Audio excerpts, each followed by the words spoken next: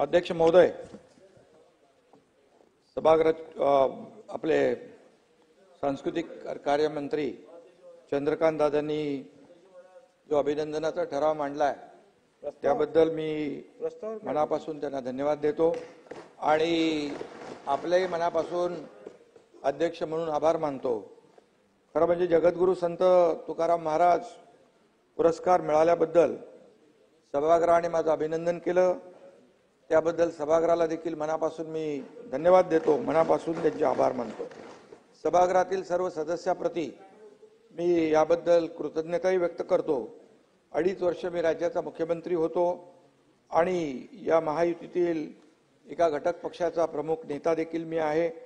मी राज्यातील खऱ्या अर्थाने एका मोठ्या जनसमूहाचं प्रतिनिधित्वही करतो, परंतु अध्यक्ष महोदय, मला हा मिळालेला पुरस्कार हा माझा एकट्याचा नाही आहे, हा वारकऱ्यांचा आहे, हा धारकऱ्यांचा आहे, हा शेतकऱ्यांचा आहे, हा तमाम लाडक्या बहिणींचा आहे, हा लाडक्या भावांचा आहे आणि म्हणून मला मिळालेला हा पुरस्कार मी नानाभाऊ महाराष्ट्राच्या जनतेला मनापासून अर्पण करतो। त्यामुळे सभागृहाच्या वैचारिक परंपरेचा देखील हा सन्मान आहे असं मी म्हणेन। शेवटी आपण सभागृहामध्ये लोकप्रतिनिधी म्हणून काम करतो, आपापल्या परीने आपण या राज्याचे विषय मांडतो, भूमिका घेतो, धोरणं मांडतो आणि त्यामुळे सभागृहामध्ये काम करत असताना या ठिकाणी मला याचा आनंदही आहे आणि म्हणून माझे सर्व सहकारी, विरोधी पक्षाचे सर्व सदस्य यांचा तो सन्मान आहे आणि माझ्या पाठीशी उभे राहून सातत्याने दिवस रात्र काम करणाऱ्या कार्यकर्त्यांचाही तो सन्मान आहे। खरं म्हणजे अध्यक्ष महोदय, वंदनीय बाळासाहेब ठाकरे यांचं हिंदुत्व आणि जे काही 80% समाजकारण 20% राजकारण, धर्मवीर आनंद दिघे साहेबांनी दिलेली जी काही शिकवण आहे, या शिकवणीनुसार मी गेले अनेक वर्ष, जवळपास 40 वर्ष काम करतोय आणि त्यामुळे तुकोबांच्या नावाचा पुरस्कार हा या संस्काराचा एक भाग आहे असं मी म्हणेन। आणि म्हणून संत तुकाराम महाराजांसाठी प्रत्यक्ष परमेश्वराने पुष्पक विमान पाठवलं, देऊच्या पवित्र भूमीमध्ये महाराज तुकाराम महाराज सदेह वैकुंठाला गेले। या दैवी घटनेला 375 वर्ष पूर्ण होत असताना त्याच दिवशी अध्यक्ष महोदय हा पुरस्कार दिला, हे मी माझं भाग्य समजतो। आणि खरं म्हणजे छत्रपती शिवाजी महाराज तुकोबांच्या दर्शनाला ज्या पावन भूमीत जायचे त्या भूमीमध्येच हा पुरस्कार स्वीकारण्याची संधी मला मिळाली, हे देखील माझं भाग्य आहे। जनता जनार्दनाची सेवा करण्यासाठी मिळालेला हा जगद्गुरू संत तुकाराम महाराज पुरस्कार मी त्या दिवशी नम्रपणे स्वीकारला आणि या पुरस्कारासाठी माझ्यासारख्या सर्वसामान्य कार्यकर्त्याची निवड केली, त्याबद्दल श्री क्षेत्र देहूचे अध्यक्ष आणि संस्थांचे सर्व पदाधिकाऱ्यांचा देखील मी मनापासून आभार व्यक्त करतो। कारण त्या दिवशी मी पाहिलं खूप मोठ्या प्रमाणावर वारकरी संप्रदाय त्या ठिकाणी उपस्थित होता आणि म्हणून माझ्या राजकीय आणि सामाजिक जीवनातला सर्वोच्च आनंदाचा, समाधानाचा आणि भाग्याचा हा क्षण आणि पुरस्कार आहे असं मी म्हणेन।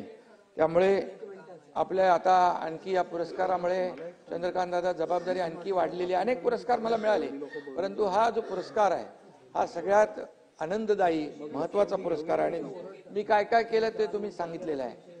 वारकऱ्यांसाठी मग पंढरपूर असेल, देऊळ अंधे असेल, इतर आपली जी काही क्षेत्र आहेत त्या ठिकाणी धार्मिक क्षेत्र आहे त्या ठिकाणी आपण जे जे काय करतोय, पंढरपूरच्या वारीत देखील पाहिलं की मी मुख्यमंत्री म्हणून नाही, ते कार्यकर्ता म्हणून त्या ठिकाणी काम केलं आणि आपल्या वारकऱ्यांना कुठलाही त्रास होऊ नये, त्यांची कुठेही गैरसोय होऊ नये यासाठी देखील आपण लक्ष दिलं आणि म्हणून खऱ्या अर्थाने या पुरस्कार रूपी आशीर्वादामुळे आपले सर्वसामान्यांचं सरकार आहे। मी स्वतःला पूजेच्या वेळेत देखील दर्शन सुरू ठेवलं, म्हणजे दर्शन एकही सेकंद बंद ठेवलं नाही।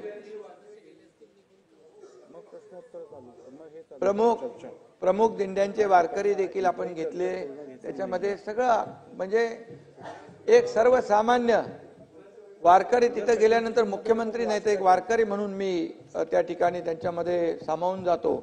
हे माझं काम करण्याची पद्धत आहे. आणि म्हणून या आशीर्वादामुळे मी कॉमन मॅन समजतो स्वतःला. आता नानाभाऊ कॉमन मॅनला आपल्याला सुपरमॅन करायचं आहे आणि त्यामुळे नक्की अशा भावनेने काम करतात. मी सर्वसामान्यांचं सरकार म्हणालो म्हणून सर्वसामान्यांचं सरकार म्हणून सर्वसामान्यांच्या जीवनामध्ये बदल घडवणं म्हणून तर आपण या सर्व लोकाभिमुख कल्याणकारी योजना केल्या. एकीकडे विकास प्रकल्प आपण पुढे नेले, दुसरीकडे कल्याणकारी योजना केल्या आणि आता जे काही लँडस्लाइड मॅन्डेट या राज्यातल्या जनतेने दिलेला आहे त्यामुळे जबाबदारी आणखी वाढली आहे. आम्ही सत्ताधारी जरी असलो तरी सत्ताधारी आणि विरोधी पक्ष ही रथाची दोन चाकं आहेत. तरी त्यामुळे आपण राज्याच्या विकासामध्ये एकमेकाला हातात हात घालून काम करूया आणि खऱ्या अर्थाने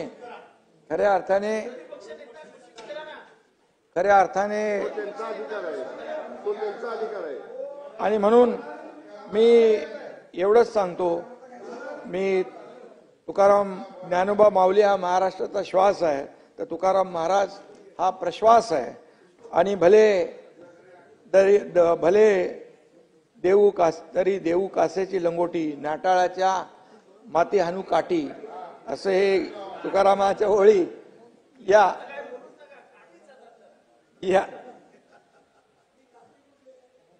ते बाबा हे माझं नाही आहे, हे तुकाराम महाराजांच्या ओळी आहेत बाबा. आणि म्हणून एका माया सावली जीव लावला विश्वास टाकला तर त्याला कमरेची लंगोटी सुद्धा सोडून देण्यात त्याच्यामध्ये आहे. पण एखाद्याने गडबड केली तर त्याला सोटा दाखवण्याची पद्धत पण आहे. त्यामुळे कधी कधी ते आता मी काही राजकीय बोलत नाही परंतु जेव्हा वेळ येते त्यावेळेस तेही करावं लागतं, तेही केलेलं आहे आपण. त्यामुळे ही तुकाराम महाराजांची शिकवण आयुष्यभर आवाडजी मी जपलेली आहे. आणि म्हणून मला आज खऱ्या अर्थाने या पुरस्कारासाठी जी निवड केली त्याचा मला आनंद आहे. आणि यामध्ये अध्यक्ष महोदय वारकरी बांधवांचे जे काही तिकडचे प्रश्न होते ते देखील आपण बऱ्याचशा मोठ्या प्रमाणावर मार्गी लावले. शेकडोच्या संख्येने दिंड्या पालख्या दरवर्षी निघतात आणि पायी चालत आषाढीच्या आधी एक दिवस पंढरपुरात पोहोचतात. या प्रवासामध्ये अनेकदा वारकरी बंधू आजारी पडतात, दुखापत होते, आर्थिक कारणाने वारी करणे शक्य होत नाही. पण सर्व वारकरी बंधूंचा विचार करून इतिहासामध्ये पहिल्यांदा आपल्या सरकारने वारकऱ्यांच्या दिंड्यांसाठी अनुदान देण्याची प्रथा सुरू केली. वारकरी विमा छत्र योजनेत वारकऱ्यांचा विमा काढण्यात आला. लाखो वारकऱ्यांची आरोग्य तपासणी आपण केली. पालखी मार्ग आणि पंढरपूरच्या विकासाचं कामही मार्गी लागतंय. विठुरायाच्या दर्शनासाठी नानाभाऊ 24 तास ते उभे राहायचे दर्शन रांगेमध्ये. तिथं आपण मोठं एक सभागृह करतोय आणि त्या ठिकाणी त्यांना बसून जोपर्यंत त्यांचं दर्शनाचा वेळ येत नाही तोपर्यंत त्यांना आता उभं राहावं लागणार नाही. हे देखील दर्शन रांगेचं काम देखील आपण केलंय, त्यालाही निधी दिलेला आहे. आणि म्हणून तीर्थक्षेत्र मंदिराचा निधी आपल्या बी कॅटेगरीतल्या 2 कोटीवरून थेट 5 कोटी आपण केला. हे देखील हा पण निर्णय आपण घेतलेला आहे. आणि पहिल्यांदाच वारकरी संप्रदायासाठी स्वतंत्र महामंडळाची देखील निर्मिती केली. आणि वारकऱ्यांपेक्षा कोणी VIP नाही. मगाशी आपण सांगितलं की सगळं आपण बाजूला ठेवून वारकऱ्यांनाच प्राधान्य देण्याचं काम दर्शनामध्ये देखील त्यांना कुठलाही गैरसोय होणार नाही याची आपण काळजी घेतलेली आहे. आणि म्हणून ही खरं म्हणजे आपण काही उपकार केलेले नाहीत परंतु आपण वारकऱ्यांचे जे काही ऋण आहेत आपल्यावर संप्रदायाचे ते 7 जन्म घेतले तरी ते ऋण फेडता येणार नाहीत, फेडू शकणार नाहीत. आणि म्हणून संत तुकाराम महाराज म्हणतात शुद्ध बीजापोटी फळे रसाळ गोमटी. आणि म्हणून महायुतीच्या सरकारच्या विचारांचं बीज शुद्ध आहे. आणि त्यामुळेच आदरणीय प्रधानमंत्री नरेंद्र मोदीजी यांच्या स्वप्नातील भारताची विकासाची गोमटी फळे आपल्याला मिळत आहेत. ती तुम्ही खा, विरोधी पक्षाने त्याच्यामध्ये सामील व्हा आणि आपल्या देशाच्या दिंडीमध्ये आणि विकासाची दिंडी आपण पुढे घेऊन जाऊ. या दिंडीमध्ये सगळे वारकरी सहभागी होऊया. आणि म्हणून हा पुरस्कार जो आहे मला कोणत्याही पदापेक्षा मोठा आहे.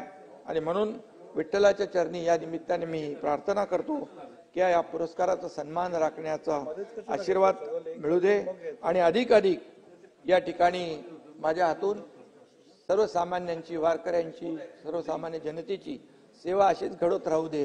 धन्यवाद. जय हिंद, जय महाराष्ट्र. चला लिंग कागद घेतले तरी ते ऋण फेडता येणार नाहीत, फेडू शकणार नाहीत. ज्या काही टिप्पण्या काल कांबराकून केल्या गेल्या अध्यक्ष महाराज, त्या संदर्भातला निषेध करण्यासाठी मी या ठिकाणी उभा आहे महाराज. अध्यक्ष महाराज, शिंदे हे लोकनेते आहेत. त्यांना अनाथाचा नाथ म्हणून संपूर्ण राज्यभरात नाही, देशभरामध्ये त्यांची ओळख आहे. अध्यक्ष महाराज, देशाच्या पंतप्रधानांनी सुद्धा राज्याला एक कष्टाळू मुख्यमंत्री मागच्या कालखंडामध्ये मिळाला. हा गौरव माननीय एकनाथ शिंदे साहेबांच्या या ठिकाणी केला. अध्यक्ष महोदय, थोरले पवार साहेब यांनी सुद्धा त्यांच्या कार्यक्षमतेचं कौतुक जाहीररित्या अध्यक्ष महोदय भाषणातून, आपल्या बोलण्यातून या ठिकाणी व्यक्त केलेला आहे. अध्यक्ष महोदय, हा कामरा जो आहे हा हिंदू देवदेवतावरती अपमान करतो. त्यांच्या मनामध्ये धार्मिक दोष आहे. अध्यक्ष महाराज, यांच्या विधानाने राज्यामध्ये दंगली घडू शकतात. याच्या मुसक्या आपण वेळीच जर आवडल्या नाही अध्यक्ष महोदय, तर राज्यामध्ये लॉ अँड ऑर्डरचा प्रश्न निश्चितपणे निर्माण होऊ शकतो. अशी प्रवृत्ती तुम्हाला आत्ताच अध्यक्ष महोदय ठेसावी लागणार आहे. मला आपल्याला सांगितलं पाहिजे अध्यक्ष महाराज, या कामराचे कारनामे मी संपूर्ण आपल्या समोर ठेवू शकतो. माननीय सुप्रीम कोर्ट असेल, सुप्रीम कोर्टावर सुद्धा अत्यंत अभद्र प्रकारची टिप्पणी करण्यापर्यंतची मजल या कामराची अध्यक्ष महोदय या ठिकाणी गेलेली आहे.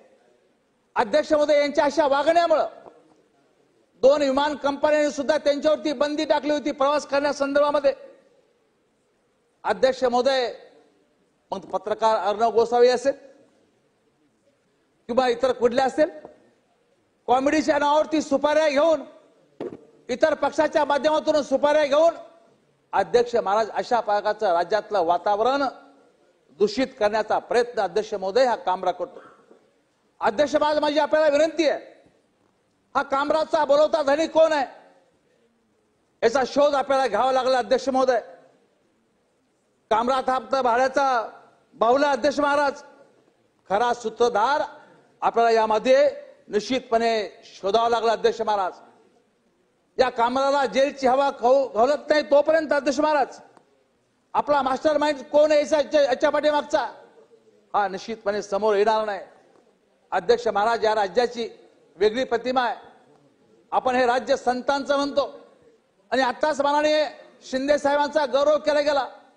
या राज्यामध्ये आचार्य अत्रे असतील, शिवसेना प्रमुख बाळासाहेब ठाकरे असतील, अध्यक्ष महाराज हे पण टीका टिप्पणी करायचे, परंतु एक पातळी सोडून कधीच या थोर मंडळीने टीका टिप्पणी केली नाही. अध्यक्ष महाराज, अध्यक्ष महाराज, विरोधाच्या नावाखाली ही विकृती या राज्यामध्ये या ठिकाणी डोकं पुन्हा वर काढू पाहते. अध्यक्ष महाराज, आर्टिकल 19(2) निश्चितपणे आपल्याला या ठिकाणी उपयोग करायची गरज आहे. अध्यक्ष महाराज, कोणाच्या कुचक्या डोक्यातून हे कचरा बाहेर पडलेला आहे याचा निश्चितपणे विचार केला पाहिजे. अध्यक्ष महाराज, अध्यक्ष महाराज, या ठिकाणी निश्चितपणे याचे फोन कॉल रेकॉर्ड तपासा.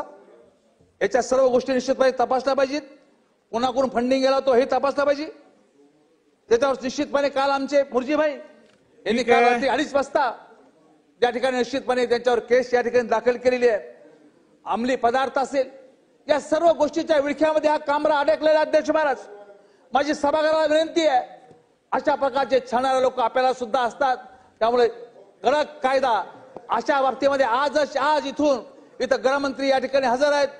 मी गृहमंत्री महोदयाला विनंती करणार आहे, आत्ताच्या आता इथूनच माननीय अध्यक्ष साहेब आपण निर्देश द्यावेत त्यांना की अशा या सरक्या डोक्याच्या माणसाला त्वरित अटक या ठिकाणी केली पाहिजे. अध्यक्ष महाराज, ही माझी पहिली मागणी या ठिकाणी असते. अध्यक्ष महाराज, जो आमच्या संस्कृतीवर घाला घालतो, जो आम्हाला निश्चितपणे आमच्या देवदेवताचा अपमान करतो, जो कोर्टाचा अपमान करतो, जो माननीय पंतप्रधानांचा अपमान करतो, या सर्व लोकांचा अध्यक्ष महोदय याच्यावर कडक कारवाई होणं गरजेचे. अध्यक्ष महोदय, त्यामुळे आपण आता या ठिकाणी निर्देश दिले पाहिजे अध्यक्ष महाराज गृहमंत्री महोदयांना की तातडीनं आत्ताच्या आत्ता एक IPS दर्जाचा वरिष्ठ दर्जाचा अधिकारी यांच्या अध्यक्षतेखाली चौकशी करून कामराला अटक केली पाहिजे अध्यक्ष महाराज, ही विनंती मी या ठिकाणी करतो अध्यक्ष महाराज.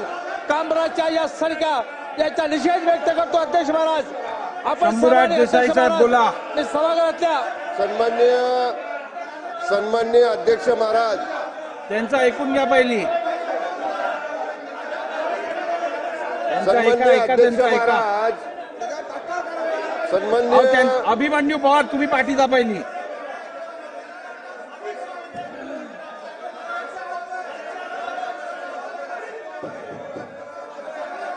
बोला मंत्री महोदय बोला. आमचं उद्या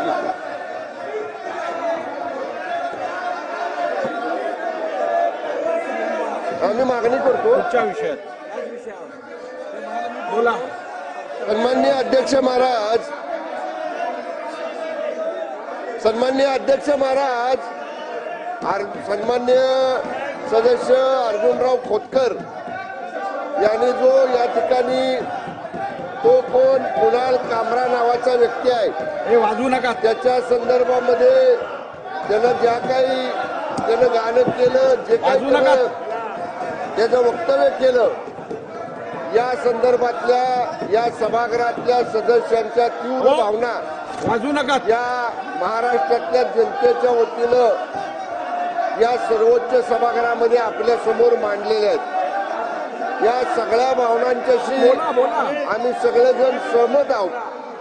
सन्माननीय अध्यक्ष महाराज, हा जो कुणी कामरा आहे हा केवळ राज्याचे विद्यमान उपमुख्यमंत्री आदरणीय एकनाथजी शिंदे साहेबांच्यावरच बोललाय असं नाही, तर त्यांनी माननीय पंतप्रधान नरेंद्र मोदी साहेबांच्यावर आक्षेपार्ह अशा पद्धतीची वक्तव्य केलेली बोलतो. हा कामरा यानं सुप्रीम कोर्टाबाबतीत सुद्धा अत्यंत खालच्या दर्जाची अशा पद्धतीची वक्तव्य केलेली आहेत.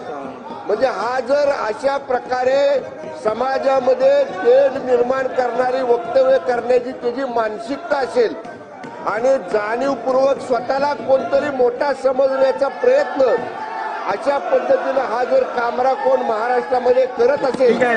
मला काय ऐकू येत नाहीये. बसा. सभागृहाची बैठक 5 मिनिटांसाठी तहकूब केली जात आहे.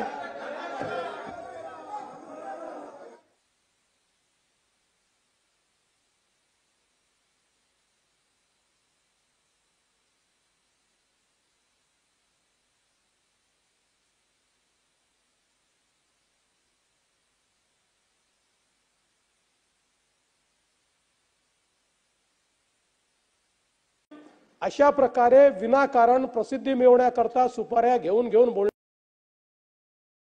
याचा जर आपण पूर्व इतिहास बघितला तर देशातल्या उच्च पदस्थ लोकांच्या संदर्भात मग ते प्रधानमंत्री असो की मुख्य न्यायाधीश असो किंवा वेगवेगळे न्यायाधीश असो किंवा न्याय व्यवस्था असो, यांच्या संदर्भात अत्यंत खालच्या दर्जाचं बोलणं, न्याय व्यवस्थेवर विश्वास राहणार नाही अशा प्रकारचं बोलणं, याची कार्यपद्धती आहे. मुळात या व्यक्तीला एक प्रकारे कॉन्ट्रोवर्सी तयार करून प्रसिद्धी मिळवण्याचा हव्यास आहे आणि अशा या हव्यासातून ज्या प्रकारे राज्याचे माजी मुख्यमंत्री आणि विद्यमान उपमुख्यमंत्री माननीय एकनाथराव शिंदेजी यांना टार्गेट करत अतिशय खालच्या दर्जाची कॉमेडी करण्याचा त्यांनी प्रयत्न केला. खरं म्हणजे या कामराला हे माहिती पाहिजे की 2024च्या निवडणुकीने जनतेनेच हे ठरवून दिलं कोण खुद्दार आहे आणि कोण गद्दार आहे. हा काय महाराष्ट्राच्या जनतेपेक्षा मोठा आहे का? महाराष्ट्राच्या जनतेने हे दाखवून दिलं की हिंदू हृदय सम्राट शिवसेना प्रमुख बाळासाहेब ठाकरे यांचा विचारांचा वारसा कोणाकडे आहे आणि तो वारसा एकनाथराव शिंदेजी यांच्या नेतृत्वात शिवसेनेला त्यांनी दिला. आणि त्यानंतर अशा प्रकारे सुपारी घेऊन जर कोणी काम करत असेल, मला आश्चर्य वाटतं की तुमचे माझे मतभेद असू शकतात, राजकीय मतभेदही असू शकतात, पण राज्यातल्या एखाद्या उच्चपदस्थ नेत्याबद्दल, ज्या नेत्याबद्दल राज्यातल्या जनतेमध्ये आदरभाव आहे, अशा नेत्याबद्दल इतक्या खालच्या दर्जाला जाऊन कोणीतरी बोलतो आणि त्या ठिकाणी आमच्या समोरच्या बाकावरचे काही लोक हे तात्काळ त्याच्या समर्थनार्थ उभे राहतात. लगेच एकाचं ट्विट येतं, दुसऱ्याचा क्लिप येते, चौथ्याची क्लिप येते. हे काय कामराशी ठरवून चाललेलं आहे का कामराला तुम्ही सुपारी दिली आहे, असा प्रश्न विचारण्याची वेळ या ठिकाणी आलेली आहे. आणि अशा प्रकारे मला तर आश्चर्य वाटतं की हा कामरा ते राहुल गांधी छोटं एक लाल संविधान घेऊन फिरतात, त्या संविधानासहित त्यांनी स्वतःचा फोटो ट्विट केलाय. तरी संविधान जर त्यांनी वाचलं असतं ना तर अशा प्रकारचा स्वैराचार केला नसता. संविधानाने प्रत्येकाला अभिव्यक्तीचं स्वातंत्र्य दिलंय. हे स्वातंत्र्य अबाधित आहे, हे अमर्याद आहे. तथापि त्याची मर्यादा काय आहे तर ज्या क्षणी तुम्ही दुसऱ्याच्या स्वातंत्र्यावर घाला घालता त्या क्षणी तुमचं स्वातंत्र्य त्या ठिकाणी मर्यादित होतं. ही मर्यादा ठरलेली आहे त्याची. आणि म्हणून तुम्हाला कोणाला अशा प्रकारे अपमानित करण्याचा अधिकार नाही आहे. ज्या प्रकारे त्यांनी हे अपमानजनक शब्द वापरले आहेत त्यांनी करावी ना, माझ्यावर करावी, शिंदे साहेबांवर करावी, आमच्यावर कविता करावी, आमच्यावर राजकीय व्यंग्य करावं, आम्ही टाळ्या वाजवून दाद देऊ. पण अशा प्रकारे सुपाऱ्या घेऊन घेऊन या ठिकाणी जर कोणी अपमानित करत असेल तर त्यांच्यावर कारवाई केलीच जाईल. सोडण्याचं कारण नाही आहे. आणि मग मी सगळ्यांना सांगतो, छात्या बडवू नका. अभिव्यक्तीचं स्वातंत्र्य चाललंय, संविधानाच्या विरोधात चाललाय, हे छाता बडवणाऱ्यांना मी स्पष्टपणे सांगू इच्छितो, या गोष्टी या महाराष्ट्रात आम्ही सहन करणार नाही. काहीही झालं तरी देखील अशा प्रकारे विनाकारण प्रसिद्धी मिळवण्याकरता सुपाऱ्या घेऊन घेऊन बोलणारे हे जे लोक आहेत यांना कुठेतरी धडा शिकवावाच लागेल. महाराष्ट्राचं मानसिक स्वास्थ्य खराब करण्याचं काम ही मंडळी करतायत. मी पुन्हा एकदा सांगतो, स्टँडअप कॉमेडी आम्हाला आवडते, आम्ही स्टँडअप कॉमेडी पाहणारे लोक आहोत, त्याला दाद देणारे लोक आहोत. पण त्याच्या नावाखाली जसं मध्यंतरीच्या काळामध्ये त्या अलाहाबादियांनी ज्या प्रकारचं स्टेटमेंट दिलं रणवीर अलाहाबादियांनी, हे असल्या गोष्टी आम्ही सहन करणार आहोत. आई वडिलांच्या संदर्भात इतकं घाणेरडं घृणास्पद अशा प्रकारचं स्टेटमेंट हे लोक देतील आणि कुठल्या तरी OTT प्लॅटफॉर्मच्या माध्यमातून असल्या गोष्टी चालवतील. म्हणून मी सांगितलं, स्वातंत्र्याचा स्वैराचार झाला आणि आपण जर चूप बसलो तर आपल्या पुढच्या पिढ्या आपल्याला माफ करणार नाही. हा स्वैराचार होऊच द्यायचा नाही. आणि म्हणून या संदर्भात निश्चितपणे जी काही कायदेशीर कारवाई, कडक कायदेशीर कारवाई करता येईल ती कारवाई केलीच जाईल. त्यामध्ये कुठल्याही परिस्थितीमध्ये कोणीही कितीही दबाव आणला आणि किती हे जे काही लेफ्ट लिबरल आता विचार तयार झालेले आहेत, त्याला अर्बन नक्षल म्हणा, लेफ्ट लिबरल म्हणा, हे सारखेच आहेत की ज्यांचा उद्देश एकच आहे की समाजातल्या मानकांना अपमानित करणं, देशातल्या संस्थांना अपमानित करणं, देशांच्या इन्स्टिट्यूशनवरनं लोकांचा विश्वास उठला पाहिजे अशा प्रकारची वक्तव्य देणं, अशा प्रकारचं काम करणारे जे लोक आहेत यांना कुठल्याही परिस्थितीत सोडता कामा नये. आणि म्हणून या संदर्भात मी सभागृहाला आश्वस्त करतो, कठोरात कठोर कारवाई ही निश्चितपणे केली जाईल. पुढे घ्या. जयकुमार रावलजी, तुमचा एक प्रस्ताव आहे तो मांडा. त्यांचा प्रस्ताव होते.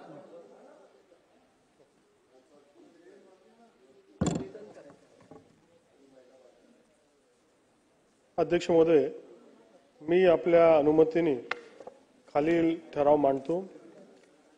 अध्यक्ष महोदय, हे मी माझं भाग्य समजतो की हा अत्यंत महत्वाचा ठराव हा मला महाराष्ट्राच्या विधानसभेमध्ये मांडण्याचं ठराव परम भाग्य मिळालं.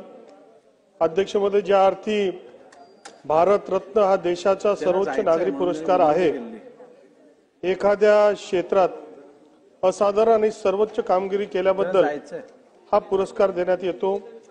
राजकारण, कला, साहित्य आणि वाणिज्य विज्ञान क्षेत्रातील विचारवंत, शास्त्रज्ञ, उद्योगपती, लेखक आणि समाजसेवक यांना हा पुरस्काराने गौरवण्यात येते. आणि ज्या अर्थी आपल्या सगळ्यांचं प्रेरणाचं स्तोत्र क्रांतीसूर्य महात्मा ज्योतिबा फुले आणि क्रांतीज्योती सावित्रीबाई फुले यांनी उपेक्षित वंचितांच्या जीवनात समृद्धीचा प्रकाश निर्माण करत सामाजिक न्यायासाठी आयुष्य खर्ची घालून अस्पृश्यता निवारण आणि स्त्री शिक्षणासाठी संघर्ष केला आहे. त्यामुळे क्रांतीसूर्य महात्मा ज्योतिबा फुले आणि क्रांती ज्योती सावित्रीबाई फुले यांना भारतरत्न हा सर्वोच्च पुरस्काराने मरणोत्तर सन्मानित करणे इष्ट आहे. आणि त्या प्रयोजनार्थ राज्य विधिमंडळाच्या दोन्ही सभागृहाच्या मान्यता मिळाल्यानंतर असा प्रस्ताव भारत सरकारकडे पाठवणे इष्ट वाटते.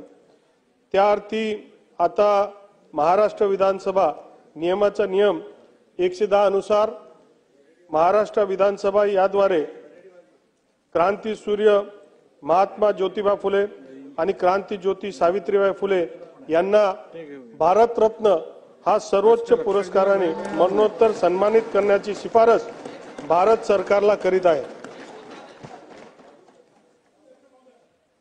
आता याच्यावर अध्यक्ष मी 2च मिनिटं बोलू. अध्यक्ष महोदय, महात्मा ज्योतिराव फुले आणि सावित्रीबाई फुले यांना भारतरत्न देण्यासंदर्भातला हा जो प्रस्ताव आहे अध्यक्ष महोदय, त्याला मी पाठिंबा देतोय. परंतु एक गोष्ट मला इथे नमूद करायची आहे. महात्मा हे साधारणपणे आपण जर पाहिलं तर 2 महात्मा, एक महात्मा गांधी आणि एक महात्मा ज्योतिराव फुले, हे 2 महात्मा आहेत.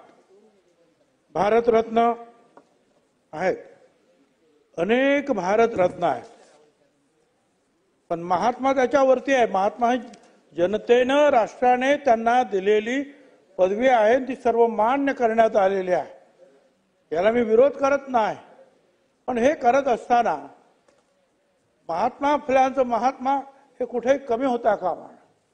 खरं म्हणजे बाबासाहेब आंबेडकरांना सुद्धा आपण भारतरत्न दिलं, त्यांना ते विश्वरत्नच द्यायला पाहिजे काय.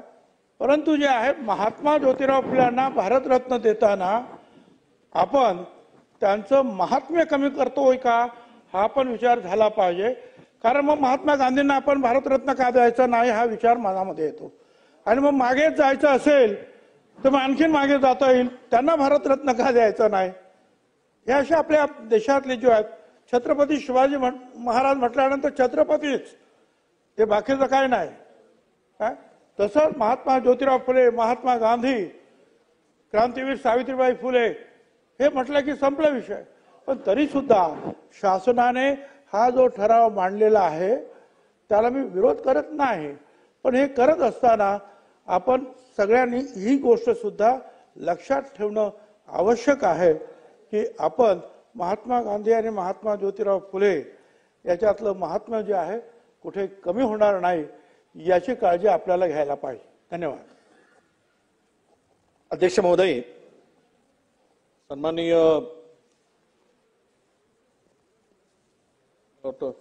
जो हा प्रस्ताव या ठिकाणी शासनातर्फे मांडला गेला. अध्यक्ष महोदय, खरं तर एकमतानेच हा प्रस्ताव आपण सगळ्यांनी मान्य करायचाच आहे. ही मागणी गेल्या अनेक वर्षाची महात्मा ज्योतिराव फुले आणि सावित्रीबाई फुले यांना हा पुरस्कार द्यावा किंवा भारतरत्न पदवी द्यावी ही मागणी अनेक वर्षांची.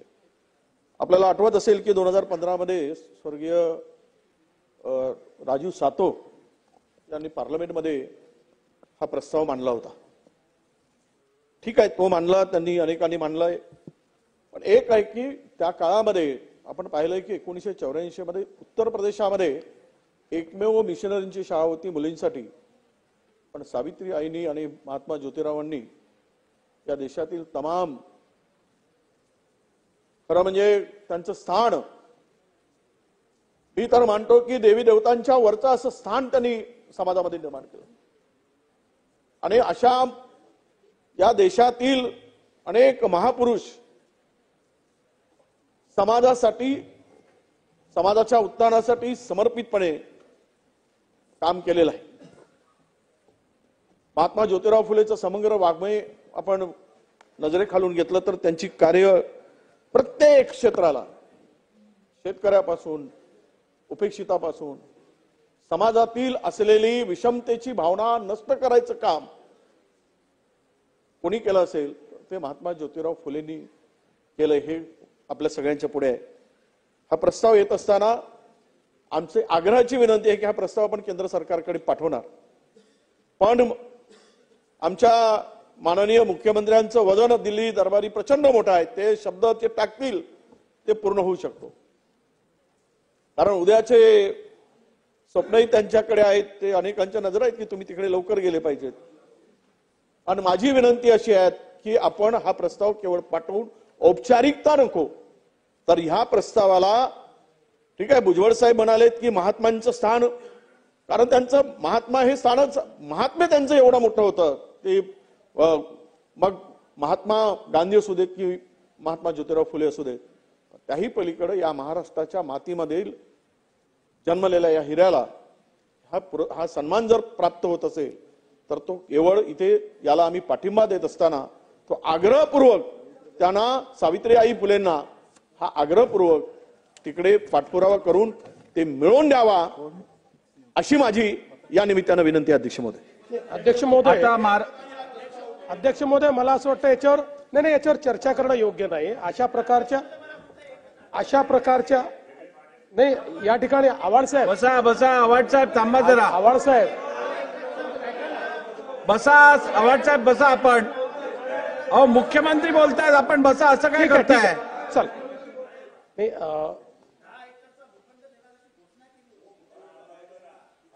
100% देणार त्याची व्यवस्थाही केली आहे.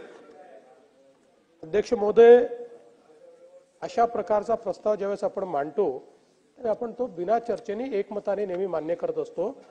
केवळ एक अतिशय चांगला मुद्दा भुजबळ साहेबांनी या ठिकाणी मांडलेला आहे आणि मी भुजबळ साहेबांना सांगू इच्छितो की कुठल्याही देशामध्ये 2 प्रकारच्या मान्यता असतात. एक राजमान्यता असते आणि एक लोकमान्यता असते. मी हे मानणाऱ्यांपैकी की लोकमान्यता ही राजमान्यतेपेक्षा मोठी असते. महात्मा ही लोकमान्यता आहे आणि भारतरत्न ही राजमान्यता आहे. मला असं वाटतं की ही लोकमान्यता जी त्यांना मिळालेली आहे ती कधीच कोणी हिरावून घेऊ शकत नाही. त्याचं महत्त्व कधीच कमी होऊ शकत नाही. ते नेहमीच महात्मा राहतील. पण त्याच वेळी एक प्रकारे भारताच्या जनतेने देखील जे सरकार बसवलेलं आहे, जी एक संविधानाची व्यवस्था केलेली आहे, त्या व्यवस्थेतनं एक राजमान्यता त्यांना मिळाली आहे. अशा प्रकारचा हा प्रयत्न आपला आहे. पण मी आपल्या मताशी बिलकुल सहमत आहे की महात्मा ही पदवी कुठल्याही इतर पदवीपेक्षा मोठी आहे आणि ती या देशात दोघांनाच आहे. एक महात्मा गांधींना आहे आणि दुसरी महात्मा ज्योतिबा फुलेंना आहे. त्यामुळे त्याचं महत्व कुठेही कमी. महात्मा बसवेश्वर यांना आपण ईश्वर मानतो, त्यांना आपण व्यक्ती नाही मानत. असं काय करताय? त्यांना आपण ईश्वराचा दर्जा दिलेला आहे. त्यामुळे अशा प्रकारे दोघाच जणांना आपण त्या ठिकाणी महात्मा म्हणून या संपूर्ण सामाजिक चळवळीमधले महात्मा हे 2च आहेत. एक महात्मा गांधी आहेत, दुसरे महात्मा ज्योतिबा फुले आहेत. त्यामुळे ती मान्यता कधी कमी होणार नाही.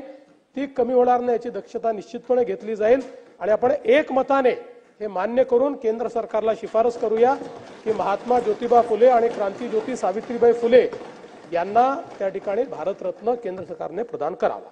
आता महाराष्ट्र विधानसभा नियमाच्या नियम 110 नुसार महाराष्ट्र विधानसभा याद्वारे क्रांतीसूर्य महात्मा ज्योतिबा फुले आणि क्रांतीज्योती सावित्रीबाई फुले यांना भारतरत्न या सर्वोच्च पुरस्काराने मरणोत्तर सन्मानित करण्याची शिफारस भारत सरकारला करीत आहे.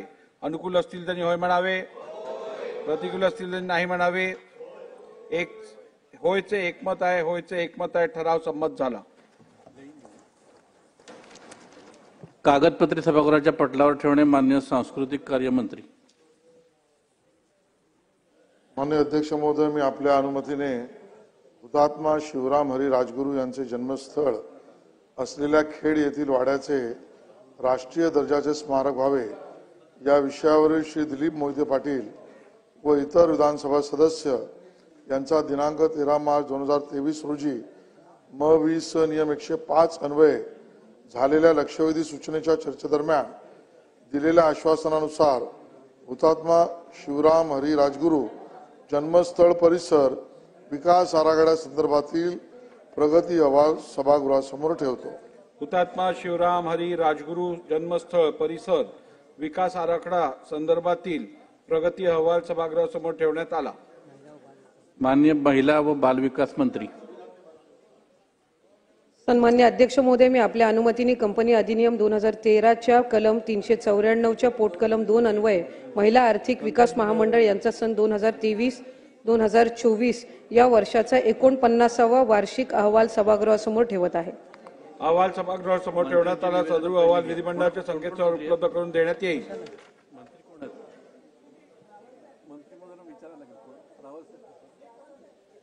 निवेदन.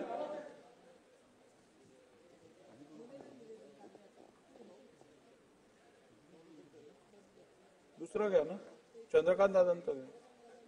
ठीक आहे, राहू दे, मग पुढे जाऊया. लिंक झालं ना. स्थगन प्रस्तावाच्या सूचना.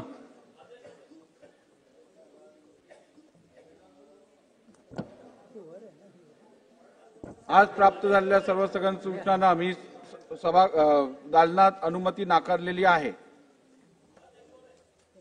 कशावरती? स्थगन अनुमती नाकारली. अगदी 1 मिनिटात मांडा. अध्यक्ष महाराज, तो तुमचा अधिकार आहे. अध्यक्ष महाराज, अधिवेशन काळ चाललेलं आहे आणि 22 तारखेला अध्यक्ष महाराज पहाटे 5 वाजता कर्जाला कंटाळून विष प्राशन करून शेतकऱ्यांनी आत्महत्या केली. अध्यक्ष महाराज, बाळकृष्ण अलोने निवेदनाची गरज नाही.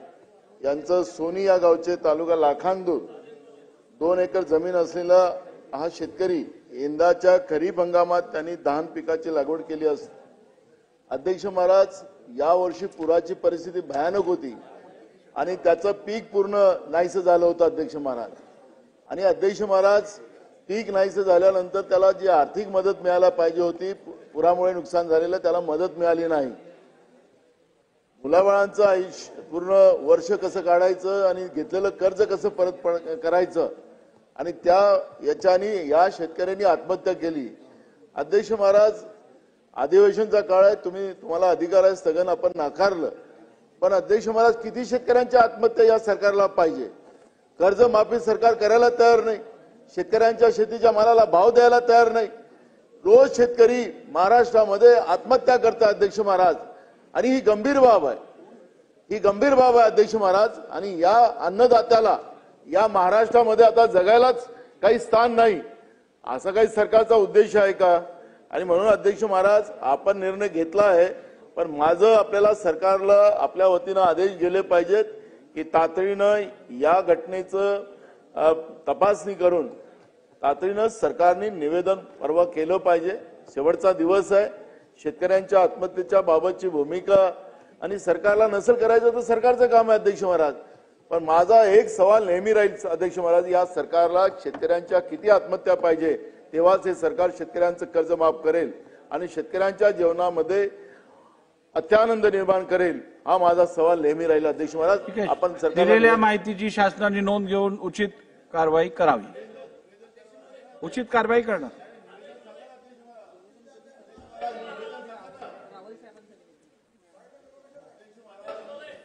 असं काय करतात? 2 दिवस राहिले आहेत, आता निवेदन करायचं कुठे? ते उचित कारवाई करतील. उचित कारवाई करतील. नाही केली उचित कारवाई तर पुढच्या अधिवेशनात मांडा.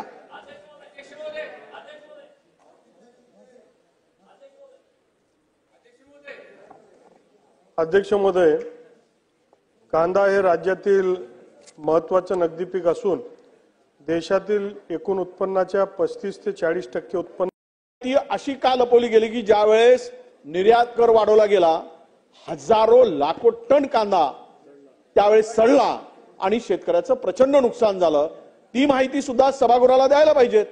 ज्यावेळेस सभागृह सुरू होता अध्यक्ष महोदय, ज्यावेळेस हा निर्णय झाला डिसेंबरमध्ये, त्यावेळेस ही जर माहिती दिली असती, हा प्रोसिजरचा भाग आहे अध्यक्ष महोदय, की आपण कमी केला आता मी तर रुलिंग मानतो देतो याच्यावर, आणि रुलिंग वाढवलं तर मानत नाही किंवा माहिती देत नाही, हा प्रोसिजरचा भाग होतो. म्हणून आम्ही नानाभाऊंनी मुद्दा उपस्थित केला. सन्मान्य सदस्य नानाभाऊ पटोले आणि सन्मान्य सदस्य विजय वडेट्टीवार साहेबांनी पॉइंट ऑफ प्रोसिजर जो आज सभागृहात मांडलाय, त्या संदर्भात मी सभागृहाला एवढंच सांगू इच्छितो, अवगत करू इच्छितो. पॉइंट ऑफ प्रोसिजर हा एखाद्या नियम बाह्य काम होत असेल तर त्या संदर्भात आपण मांडू शकता.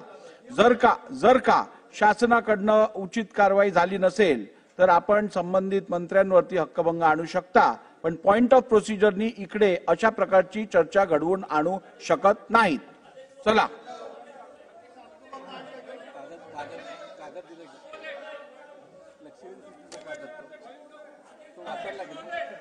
ठीक आहे. आता एक लक्षात घ्या, 1:06 झालेली आहेत. मी जास्तीत जास्त 25 मिनिटं ही लक्षवेधींसाठी देऊ शकतो. 1:30 वाजता आपल्याला अंतिम आठवडा सुरू करायचा आहे, त्याला प्रायोरिटी आपण दिलेली आहे. अंतिम आठवड्याची चर्चा 1:30 वाजता सुरू होईल. आता सकाळच्या स्पेशल सिटिंग मधली लक्षवेधी क्रमांक 6, 9, 10 आणि 11 घेण्यात येईल. त्यानंतर अंतिम आठवड्यावरती चर्चा सुरू होईल.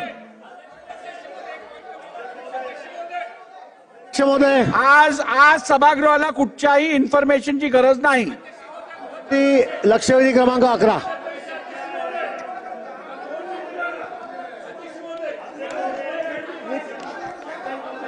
वितरित केल्याप्रमाणे आपण ऑलरेडी डिस्कशन ऑनलाईन आपण प्रश्न मंत्री महोदय, आपण पॉझिटिव्ह उत्तर दिलं.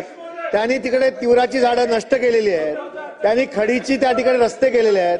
माझी मागणी एवढीच आहे की कंपनीची काय संचालक मंडळावर पोलिसांत गुन्हे दाखल करावे अशी माझी स्पेसिफिक मागणी आहे.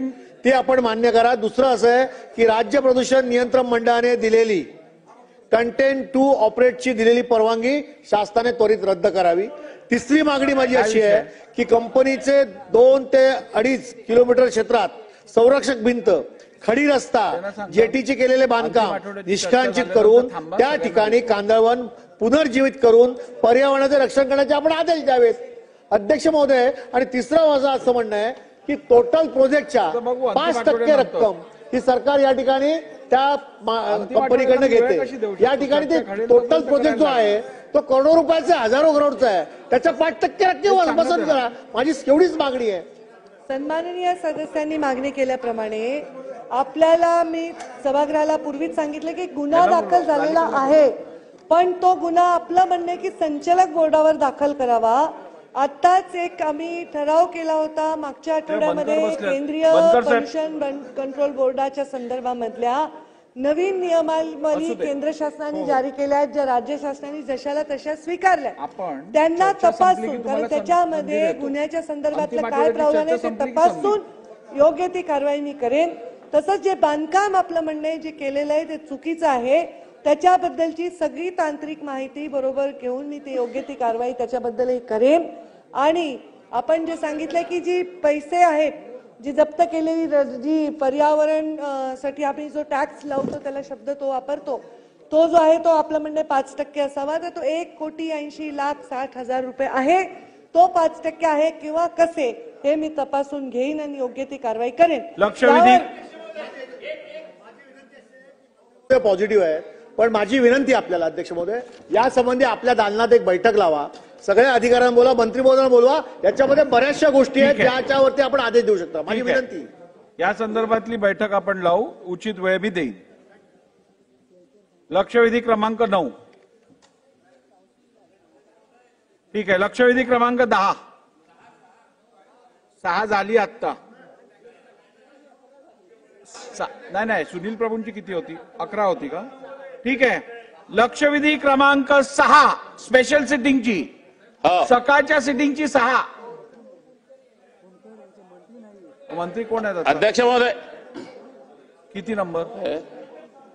अध्यक्ष महोदय, अध्यक्ष महोदय, काटोल तालुक्यामध्ये 1 मिनिट थांबा. मंत्री यायचे आहेत तोपर्यंत दुसरी लक्षवेधी घेतो मी. आहेत का? 10चे आहेत. लक्षवेधी क्रमांक 10.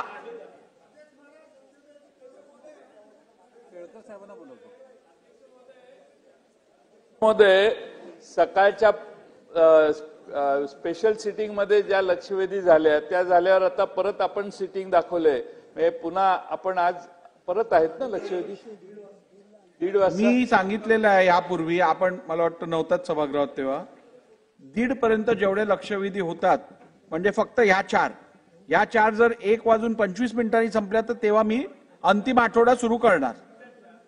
सकाळचे जे राहिलेत त्या 4, स्पेशल सिटिंग मधल्या राहिलेल्या 4 आजच्या पुढे. आजच्या बघू आपण, मी निर्णय घेतला नाहीये त्या संदर्भात, बघू. लक्षवेधी क्रमांक 10 बोलणार आहे का कोण? अध्यक्ष महोदय, ठीक आहे, बोला. महोदय, वरुड तालुक्यातील संत्रा मोसंबी उत्पादकांना अतिवृष्टी 2023 व गारपीट 1 मिनिट, काय 2024 चाललंय? मी बोललो सकाळच्या स्पेशल सिटिंग मधल्या लक्षवेधी क्रमांक 10.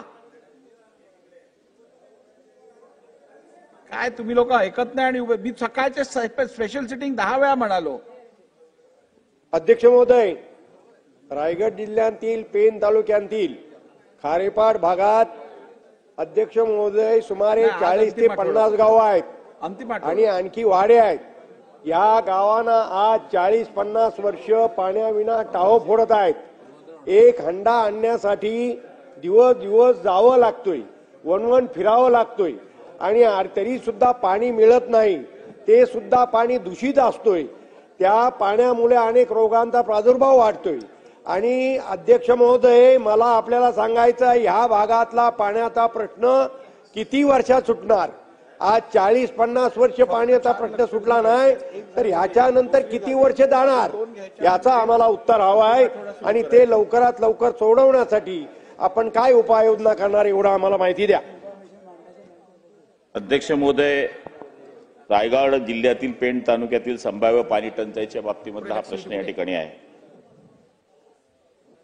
जानेवारी 25 ते जून 25 या कालावधीमध्ये 31 गावं आणि 132 वाड्यांच्या 163 गावांमध्ये टँकरद्वारे पाणी पुरवठा करण्याकरता 84 लक्ष रुपये टंचाईचा कृती आराखडा या ठिकाणी मंजूर करण्यात आलेला आहे. पण अद्याप एकही टँकरची मागणी अध्यक्ष महोदय या तालुक्यामध्ये सध्या नाही. आज आदरणीय आमदार महोदयांनी विचारल्याप्रमाणे या ठिकाणी जल जीवन मिशनच्या अंतर्गत एकूण 25.88 कोटी किमतीचे 38 गावं व 108 वाड्यांसाठी शहापाडा प्रादेशिक नळ योजनेचं काम महाराष्ट्र जीवन प्राधिकरणाच्या मार्फत सुरू करण्यात आलेलं आहे. 129 किलोमीटर पाईपलाईन या ठिकाणी टाकण्यात आलेली आहे. 9 जलकुंभापैकी 2 जलकुंभांची कामं पूर्ण झाली असून 4 जलकुंभांची कामं प्रगतीपथावर आहे. 3 जलकुंभांची जागा उपलब्ध नसल्यामुळे ते रद्द करण्यात आले असून जे जुने जलकुंभ आहे ते वापर करण्यात येणार आहे. मी माननीय मंत्री महोदयांना या ठिकाणी खात्री देऊ इच्छितो, येणाऱ्या जून महिन्यापर्यंत ही योजना 100% पूर्ण होईल असं मी या ठिकाणी त्यांना मी निवेदन करतो. 40 वर्ष 50 वर्ष झाली, अजूनपर्यंत पाण्याचा कुठे ठाव ठिकाणा नाही. आणि अशा परिस्थितीत या जून पर्यंत पाणी पूर्ण कसं देणार याचं उत्तर तरी आपल्याकडे आज ही जलकुंभ म्हणताय. जलकुंभ जुन्या ज्या पाईपलाईन आहेत त्या सुद्धा फुटत चालल्यात. जुन्या पाणी पुरवठा वाहिन्या आहेत त्या काम पुरवत करत नाहीत. आणि अशा परिस्थितीत आज आपण जल मिशनचा प्रश्न उपस्थित केलात. जल मिशनच्या मध्ये सुद्धा आज पुरेसं पाणी लोकांना मिळत नाहीत. रोज मी दर आठवड्याला मीटिंग घेतोय आणि दर आठवड्याला मीटिंग घेऊन सुद्धा त्या ठिकाणी पाणी पुरवठा होत नाही. या बाबतीत आपण योग्य ते कारवाई कराल का? नव्या योजनेच्या बाबतीमध्ये मी माननीय सदस्य महोदयांना सांगितलं की 129 किलोमीटरचं पाईपलाईनचं काम पूर्ण झालेलं आहे. अजून 50च्या आसपास पाईपलाईनचं किलोमीटरचं काम अपूर्ण आहे आणि आता ते सध्या काम सुरू आहे. पण तरी सुद्धा त्यांचं समाधान होत नसेल तर अधिवेशन संपल्याबरोबर मी त्यांच्याबरोबर ही बैठक लावील आणि त्यांच्यासमोर आज जे काही सत्य आहे ही वस्तुस्थिती त्यांच्यासमोर मांडेल. त्यांनी मला वेळ सांगावी, त्यावेळेस आपण बैठक लावून हा प्रश्न जागेवरच सोडू.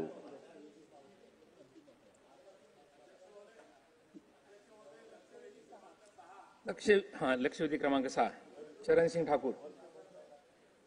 मंत्री महोदय. अध्यक्ष महोदय, काटोल तालुक्यातील कोतवाल बर्डी गावामध्ये एशियन फायर वर्क्स मध्ये 16 फेब्रुवारीला जो स्फोट झालेला आहे त्याच्यामध्ये 2 मजूर जागेवर मरण पावलेले आहेत आणि 4 लोक जखमी झालेले आहेत. शासनानं आतापर्यंत काय कारवाई केली याची माहिती आतापर्यंत उघड झालेली नाही आहे आणि तो मालकही त्या ठिकाणून फरार आहे आणि आतापर्यंत मृतकाच्या कुटुंबाला कोणत्याही प्रकारची मदत मिळालेली नाही आहे आणि त्याच्या कारखान्यामध्ये कोणत्याही प्रकारचं स्फोटकचं त्या ठिकाणी लायसन्स रिन्युअल नाही आहे. त्या ठिकाणी अँब्युलन्सची व्यवस्था नव्हती आणि मजुरांमध्ये एक भीतीचं वातावरण त्या परिसरामध्ये झालेलं आहे आणि म्हणून गृह विभागामार्फत काय कारवाई झाली आणि हा कारखाना कायमचा आपण बंद करणार आहात का नाही याचं सरकारने त्या ठिकाणी उत्तर द्यावं.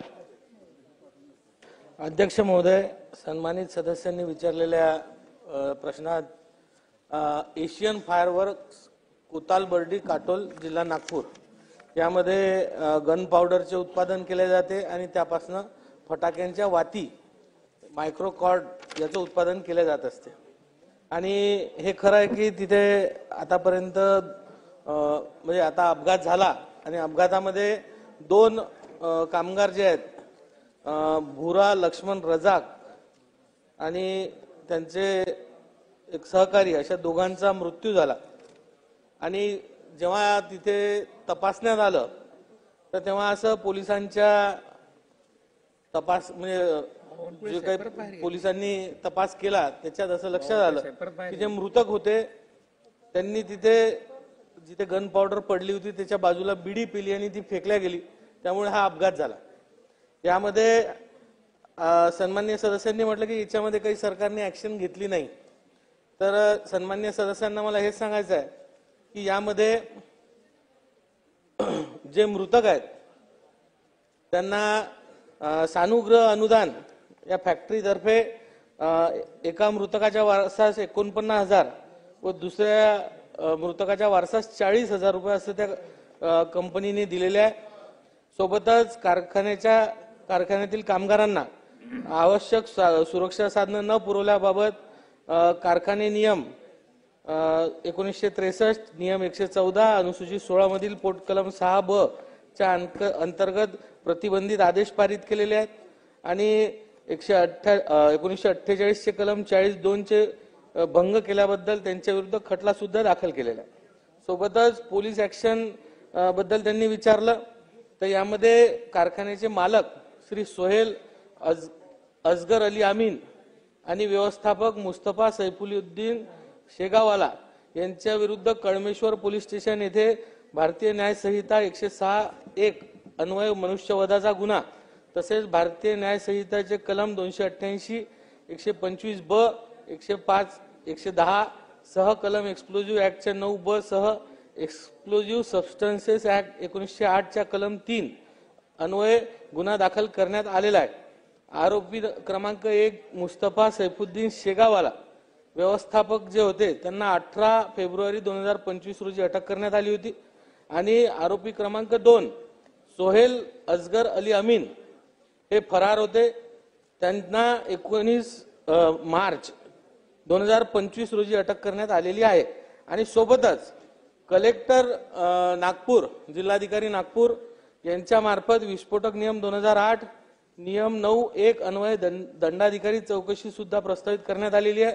जिल्हाधिकारी नागपूर यांनी परवाने विस्फोटक कायदा 1984 कलम 6(e) व विस्फोटक नियम मधील नियम 118 मधील तरतुदीनुसार पुढील आदेशापर्यंत सदर कारखान्यास त्यांचा परवाना निलंबित करण्यात आलेला आहे. आता सन्मान्य सदस्यांनी जो प्रश्न मांडलेला आहे की त्या कारखान्यातनी 2 व्यक्ती मृत पावले तर त्याचं फायर ऑडिट झालं होतं काय? जर फायर ऑडिट झाली असेल तर मग पाण्याची उपलब्धता नव्हती असं सन्मान्य सदस्यांनी तिथं सांगितलेलं आहे.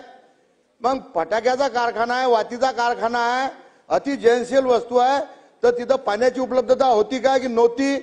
तिसरा प्रश्न आहे, त्यांनी 50,000 आणि 49,000 मदत केली म्हणतात त्या मजुराले. एवढ्या तर बकरीनी भेटून राहिली, आता गायनी भेटून राहिली. एवढी किंमत माणसाची एवढी कमी किंमत झाली आहे का अध्यक्ष महाराज? मजुरांनी काम करायचं की नाही करायचं तो जर मेल्यावर त्याच्या कुटुंबाला सहारा भेटला पाहिजे. किमान त्या लोकांनी त्यांना कारखानदारांनी 5-5 लाखाची मदत करायला पाहिजे होती. ते करण्याला भाग पाडणार आहे का मंत्री महोदय? तिसरा प्रश्न अजून आहे की आपण आपल्या कामगार मंडळामार्फत या दोन्ही मजुराच्या कुटुंबाला 10-10 लाखाची मदत करणार आहे का? मंत्री महोदय. अध्यक्ष महोदय,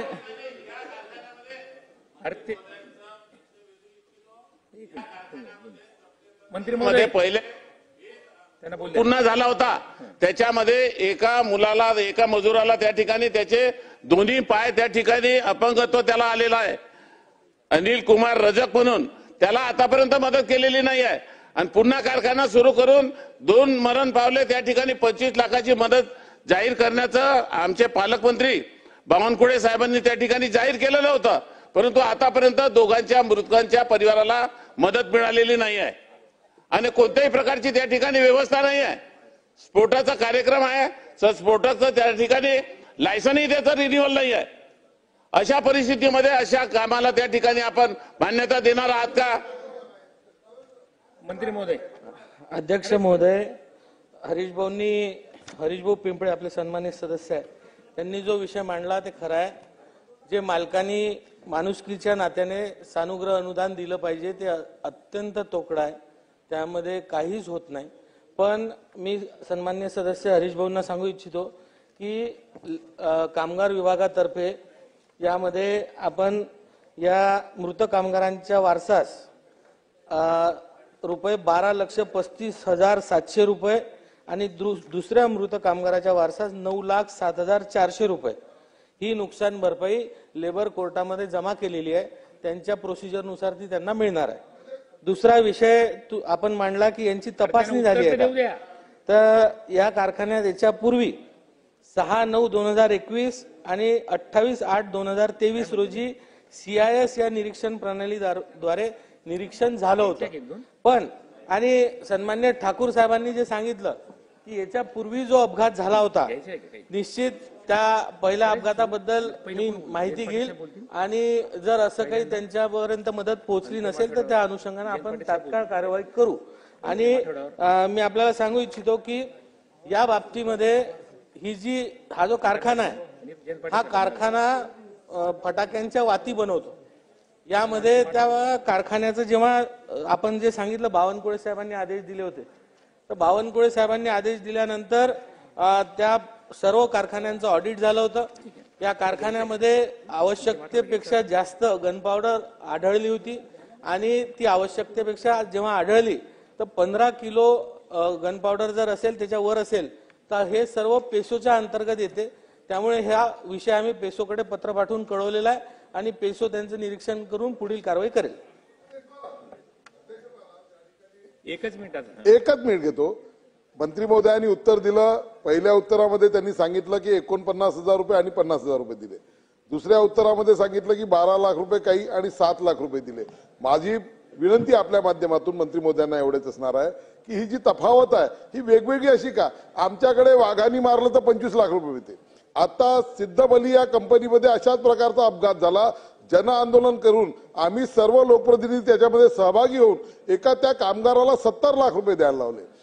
जी लॉयड्स मेटल कंपनी आहे 6 वर्षापूर्वी त्या कंपनीमध्ये आम्ही 50 लक्ष रुपये त्यांना द्यायला लावले आणि या ठिकाणी केवळ 12 लाख 7 लाख रुपये हे दिल्या जातं. हे चुकीचं आहे. आणि त्यातल्या त्यात अतिशय गंभीर बाब अशी आहे की त्या जिल्ह्याचे पालकमंत्री महसूल मंत्री भारतीय जनता पार्टीचे नेते या ठिकाणी 25 लक्ष रुपयाचं त्या ठिकाणी आश्वासन दिल्यानंतर सुद्धा जर केवळ 12 लाख रुपये आणि 7 लाख रुपये दिले जात असेल ते चूक आहे. एक यावरती कायदा केला पाहिजे अध्यक्ष महाराज की या ठिकाणी निदान 50 लक्ष रुपये जोही कामगार कंत्राटी कामगार असो त्या प्रिमायसिस मध्ये जो अपघात होतो त्याला कमीत कमी 50 लक्ष रुपये द्यावे अशा प्रकारचा कायदा मंत्री महोदय या निमित्ताने करणार आहेत का?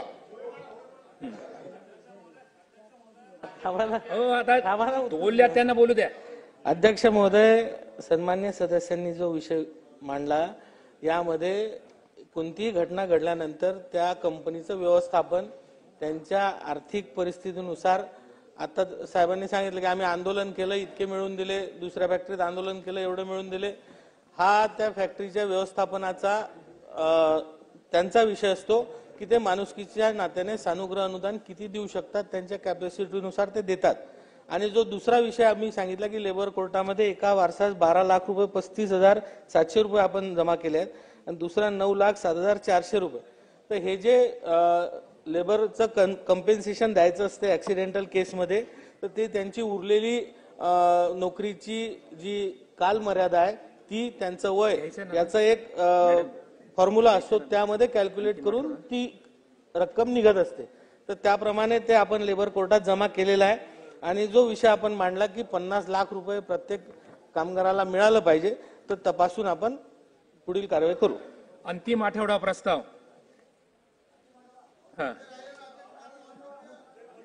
झाले. अंतिम आठवडा प्रस्ताव आवाड साहेब दिलं हा बोला, सुरू करा.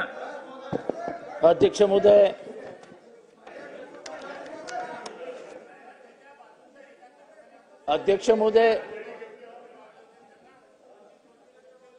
मी अंतिम आठवड्याच्या प्रस्तावाला आपल्या परवानगीने सुरुवात करतोय. अध्यक्ष महोदय, अरे थांबा, तुम्ही बोलू राहिले, बोलू द्या त्यांना. हे कायद्याचं राज्य असावं असं युगनयुग म्हटलं गेलं. कायदा आणि सुव्यवस्थेशिवाय राज्यव्यवस्था चालू शकत नाही असं म्हटलं जातं. जगामध्ये जी राज्य कोसळली, जी राष्ट्र कोसळली, ती राष्ट्र कायदा आणि सुव्यवस्था जिथे अडचणीत आली, ती राष्ट्र व्यवस्था कोसळली आणि कालांतराने ती राज्य लोकशाहीच्या बाहेर गेलं, असा या जगाचा अनुभव आहे. सामान्य माणसाला जोपर्यंत न्याय मिळत नाही तोपर्यंत राज्य व्यवस्था यशस्वी झाली, लोकशाही ही व्यवस्थित झाली, व्यवस्था व्यवस्थित राहे असं म्हणता येणार नाही. लोकशाही यशस्वी झाली असं देखील म्हणता येणार नाही. कायद्यामध्ये सर्वांना अधिकार समान असावेत असं आपण 26 जानेवारी 1950 ला स्वीकारलं. आपण सर्वांनी या देशाला एक सार्वभौम समाजवादी धर्मनिरपेक्ष लोकशाही आणि प्रजासत्ताक म्हणून घोषित केलं. कायदा आणि सुव्यवस्था हा महत्वाचा घटक असतो असं डॉक्टर बाबासाहेब आंबेडकरांनी सांगितलं. Law and order are the medicines of the body politics असं डॉक्टर बाबासाहेब आंबेडकर म्हणाले. कुठल्याही राज्यामध्ये, देशामध्ये शांतता असावी, लोकांनी न्याय आणि व्यवस्थेचा सन्मान केला पाहिजे आणि त्याहीपेक्षा सरकारने आणि सरकारी यंत्रणांनी केला पाहिजे असा अभिप्रेत. हे अभिप्रेत असताना सध्या राज्यामध्ये काय चालू आहे हा एक चिंतेचा विषय आहे. म्हणजे शिवाजी महाराजांच्या राज्यव्यवस्थेमध्ये आपण विचार केला की रयतेच्या भाजीच्या देठालाही हात लावू नका अशा शिवाजी महाराजांचं नाव आपण राज्यव्यवस्थेमध्ये कायम घेत असतो. राज्यामध्ये सत्ता आणत असताना शिवाजी महाराजांना अभिप्रेत असलेली राज्यव्यवस्था आणू असे आपण कायम म्हणत असतो. पण आजच्या व्यवस्थेमध्ये आणि आजच्या राज्यामध्ये काय चालू आहे? महिलांचे बलात्कार, अपहरण, विनयभंग, घरगुती हिंसाचार, जातीय हिंसा व खंडणी, खून, जमिनींवरील बेकायदेशीर ताबा, ड्रग्ज तस्करी, आर्थिक भ्रष्टाचार, फसवणूक, सायबर क्राईम, जातीय धार्मिक जंगली भडकवणे, पोलिसांवरती राजकीय दबाव, अल्पसंख्याक आणि दलितांवर हल्ले, ही यादी काही थांबत नाही. आज असा एकही गुन्हा नाही की जो महाराष्ट्रात घडत नाही. आज एक राज्याचा लोकप्रतिनिधी म्हणून, राज्याचा नागरिक म्हणून जेव्हा राज्याच्या वाढत्या गुन्हेगारीकडे बघतो तेव्हा प्रश्न पडतो की हाच का शिव फुले शाहू आंबेडकरांचा महाराष्ट्र? अध्यक्ष महोदय, मला डिसेंबर महिन्याची आठवण करून द्यायची. डिसेंबर महिन्यात 2 दुर्घटना घडल्या. सोमनाथ व्यंकट सूर्यवंशी या तरुणाची हत्या झाली परभणीत. होय, हत्या झाली. अध्यक्ष महोदय, त्यावेळेस घसा फोडून आम्ही सांगत होतो की याची ज्युडिशियल कस्टडीमध्ये हत्या झाली आहे, याचा मृत्यू ज्युडिशियल कस्टडीमध्ये झाला आहे. एखादा आमदार जेव्हा उभा राहून बोलतो, तो सभागृहामध्ये बोलतो, तेव्हा ते सत्य असं मानलं जातं. पण आम्ही खोटारडेच. पाशवी बहुमताच्या जोरावरती विधानसभेमध्ये विरोधक बोलत असताना ते खोटच बोलतायत असं दाखवण्याची प्रथा आणि परंपरा या सभागृहात सुरू झाली. अध्यक्ष महोदय, सोमनाथ सूर्यवंशीच्या प्रकरणामध्ये जेव्हा मी सांगत होतो, मी बोलत होतो, मी स्वतः सांगत होतो की सोमनाथ सूर्यवंशी त्याच्या आईचा मुलगा, त्याच्या आईचं नाव विजयाबाई,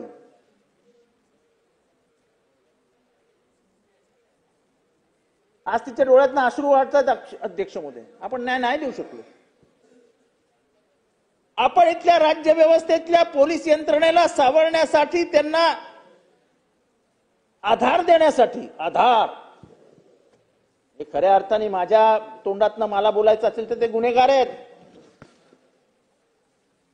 एका मागासवर्गीय तरुणाला त्याचा गुन्हा नसताना उचलून घेऊन गेले, त्याला बेदम चोपला आणि त्या मारहाणीत त्या तरुणाचा मृत्यू झाला. हे मी म्हणत नाही अध्यक्ष महोदय, हे कोण म्हणतंय? हा पोस्टमार्टम रिपोर्ट जो आला, त्या पोस्टमार्टम रिपोर्टमध्ये आलं की त्याचा मृत्यू हा मारहाणीतनं झालेल्या धक्क्यामुळे आला. त्याला जो धक्का बसला मारहाणीतनं, त्याच्यामुळे सोमनाथ सूर्यवंशीचा मृत्यू झाला. पण याचा खुलासा या सभागृहात नाही झाला. त्याच्या आईला न्याय मिळेल असं या सभागृहात भाष्य झालं नाही. किंबहुना ही मारहाण लपवण्याचा प्रयत्न झाला आणि त्याचा मृत्यू हा श्वासोश्वासाच्या त्रासामुळे झाला असं विधान या सभागृहाच्या पटलावर आहे आणि ते रेकॉर्डवर आहे. आता चौकशी अंती न्यायदंडाधिकारी यांनी काय सांगितलं की हा मृत्यू हा मारहाणीमुळे झाला आहे. महाराष्ट्राला खोटी माहिती दिली म्हणून हे सरकार महाराष्ट्राच्या जनतेची आणि सोमनाथ सूर्यवंशीच्या आईची माफी मागणार आहे का? ज्या पोलिसांनी त्याला बेदम चोपला, ज्या पोलिसांनी मुळे त्याचा मृत्यू झाला, त्याच्यातला एकही पोलीस आज पोलिसांच्या नुसार कुठल्याही FIR मध्ये त्याची नोंद नाही, कोणालाही अटक नाही, कोणालाही अटक करू असं सरकार म्हणत नाही. मग आमच्या या गरीब दलितांमधल्या अल्पसंख्याक समाजातला आहे सोमनाथ सूर्यवंशी. मला एक जुन्या पिक्चरचा डायलॉग आठवतो, क्या गरीबों की जान जान नहीं होती सेठ. इथल्या दलितांना, इथल्या अल्पसंख्यांना फक्त मृत्यूला सामोरे जावं लागणार आहे, त्यांना मृत्यूची किंमत मोजावी लागणार आहे. आणि तरीही जर न्याय मिळणार नसेल तर त्यांनी मागायचं कोणाकडे? अध्यक्ष महोदय, सोमनाथ सूर्यवंशी हे फार बोलकं उदाहरण आहे. या प्रस्तावाच्या माध्यमातून मी ही मागणी करतो की या सरकारने सत्य सामोरे आणावं, महाराष्ट्राला मृत्यूचं कारण सांगावं.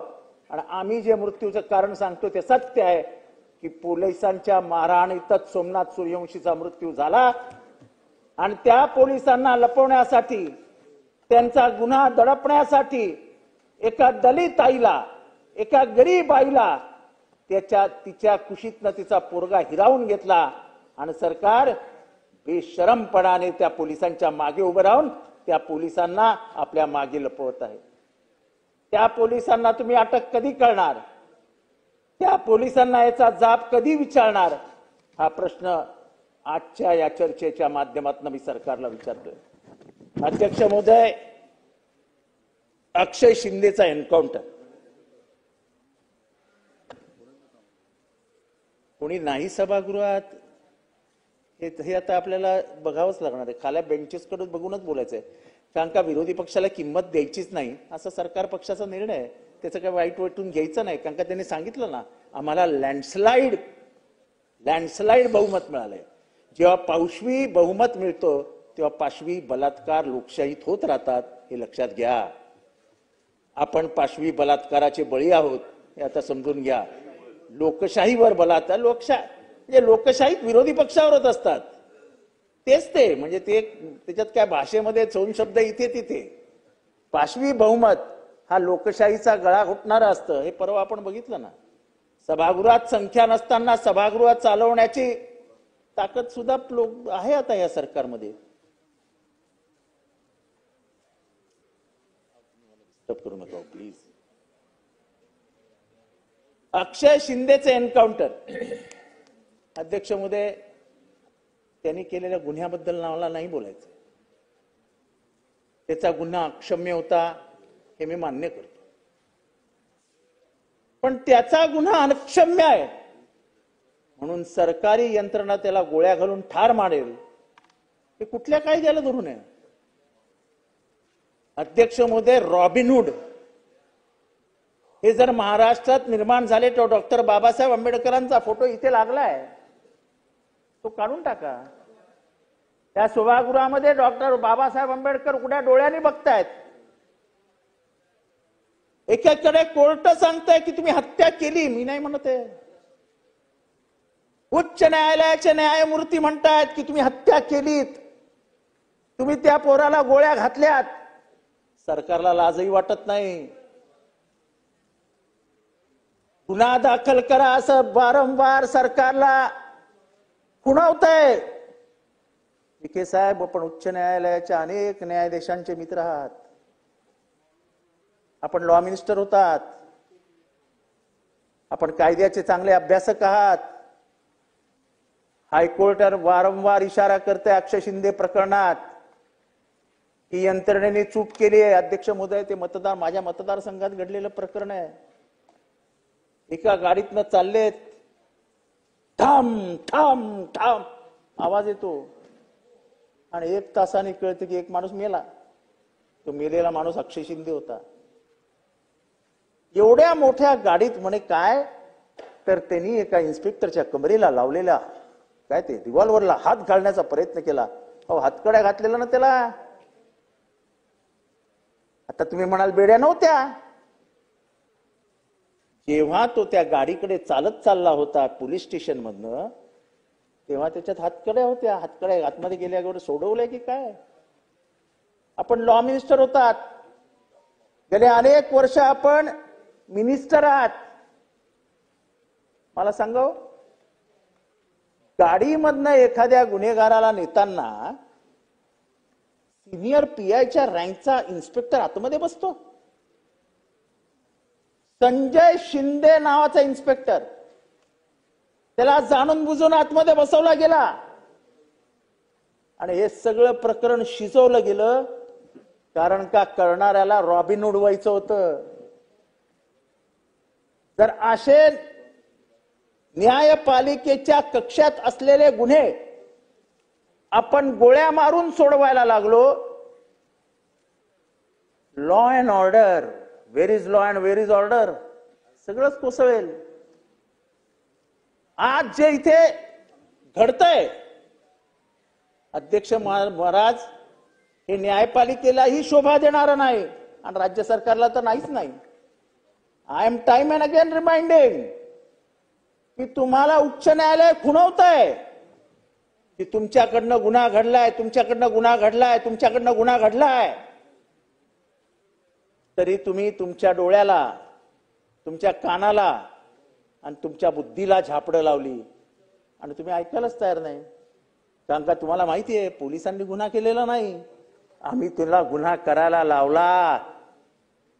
आम्हाला समाजामध्ये इमेज क्रिएट करायची होती की आम्ही आउट ऑफ कोर्ट सेटलमेंट करतो आणि आउट ऑफ कोर्ट सेटलमेंटची सवय असलेले जे सत्ताधारी आहेत त्यांनी आउट ऑफ कोर्ट सेटलमेंट केलं आणि न्यायच हातात घेतला. या सरकारला विनंती करतो हात जोडून, आज आपल्या संविधानाला 75 वर्ष पूर्ण होत असताना संविधान हातात घेऊ नका. हे काही दिवस बरं वाटतं, हे सगळं आपण सत्तेत असलो की बरं वाटतं, एकदम मजा अशी खुशखुश वाटायला. आपण मंत्री आहात ना जयस्वाल, आपण मंत्री आहात ना? नाही, मंत्र्यांना काही मर्यादा असते एवढंच सांगते, बाकी काय मला बोलायचं नाही. म्हणजे निदान मंत्र्यांनी तरी आपल्या मर्यादा पाळाव्यात. अध्यक्ष महोदय, या सरकारला माझा प्रश्न आहे की न्यायपालिकेपेक्षा तुम्ही मोठे झाले का? महाराष्ट्रामध्ये न्यायपालिकेला मानणारच नाही का आपण? तर मला एकदा सांगून टाका की न्यायपालिका आणि महाराष्ट्र सरकार यांचा काही संबंध नाही. मग सोमनाथ सूर्यवंशी असो, अक्षय शिंदे असो, आम्ही ठोकणार, आम्ही गोळ्या घालणार, आम्ही कारागृहात नेऊन मारणार. ते मेले तरी आम्हाला विचारू नका, त्यांना मारण्याचा अधिकार सरकारला मिळालेला आहे. कारण का आम्हाला बहुमत मिळालेलं आहे, आम्हाला पाशवी बहुमत मिळालं आहे. आम्ही लोकशाहीवरती पाशवी बलात्कार करणार आहोत, ती सहन करण्याची ताकद तुम्ही ठेवा. विखे साहेब, तुम्ही काँग्रेसच्या विशाल समुद्रातनं त्या बाजूला गेल्यात, त्यामुळे मला वाटतं की तुमचं संविधानावरती, लोकशाहीवरती, लोकशाहीच्या विचार प्रणालीवरती, लिबरल मेंटॅलिटीवरती अतोनात प्रेम असेल. आज तुमचं हृदय परिवर्तन झालं ती गोष्ट वेगळी, पण तरी काही अंशी तुमच्या आजही हृदयामध्ये हे सगळं असेल. तुम्ही आज इथे बसल्यात, सरकारचे प्रतिनिधी लिहून घेतात, मला दिसतंय. काय लिहितायत ते मला माहित नाही, पण लिहिल्यासारखं दिसतं तरी मला वाटतं माझंच भाषण लिहून घेत आहे. मी जरा खुश झालो, विखेंसारखा ज्येष्ठ मंत्री माझं भाषण लिहून घेतोय, आनंद वाटला मला. नाही, पेन असं साईडला घेऊ नका, मला दिसलं. त्यामुळे विखे साहेब विचारावं जरा,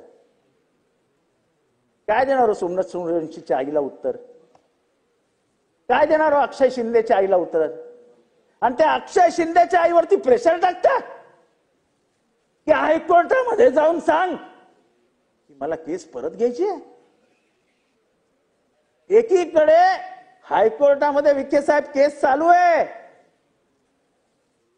आणि दुसरीकडे लोक जाऊन त्या अक्षय शिंदेच्या आईला सांगतात की तू जा कोर्टामध्ये आणि कोर्टामध्ये न्यायाधीशांना जाऊन सांग की मला ही केस चालवायची नाही. तुमच्या सरकारला हेही कळत नाही की कोर्टामध्ये गेलेली केस आता अक्षय शिंदेच्या आईच्या हातात राहिलेली नाही. तुमचे लॉ अँड ज्युडिशियरीची लोक जे सल्ला देतात ते मूर्ख बिर्ख झालेत की काय? ठीक आहे, अक्षय शिंदेची केस आई केस लढवणार आहे कोर्टात जाऊन. हे सगळं झाल्यानंतर सुद्धा वरती बसलेल्या 2 जजेसनी क्लोज फॉर ऑर्डर करून टाकली आहे केस. मी काय भविष्य सांगणारा माणूस नाहीये, पण मी 100% खात्री देऊन सांगतो, तो काही कायद्याचं ज्ञान मला आहे, जे काही या केस बद्दल मी ऐकलंय वाचलंय ते मी तुम्हाला सांगतो की सरकारवरती रिस्ट्रिक्शन्स घेणार, तुम्हाला FIR दाखल करावा लागणार आणि ज्यांनी म्हणून त्या अक्षय शिंदेला गोळ्या मारून ठार केलाय त्यांना FIR घालून तुम्हाला मागे टाकावं लागणार.